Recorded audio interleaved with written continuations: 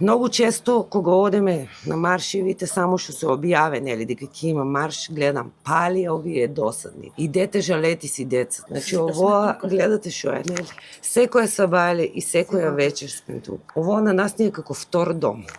И не значи дека ние тај саачу ќе го одвоеме, дека сме ги забравили нашите деца. И едно да ви биде јасно на целата македонска јавност. Нашите деца ги загубивме. На некој од нас и беше единствено дете. Некои имат и друго, за кој што треба да се борат. Ама сите вие имате деца. Молим ве, размислете малку подобро. Размислете дека нашата држава не функционира.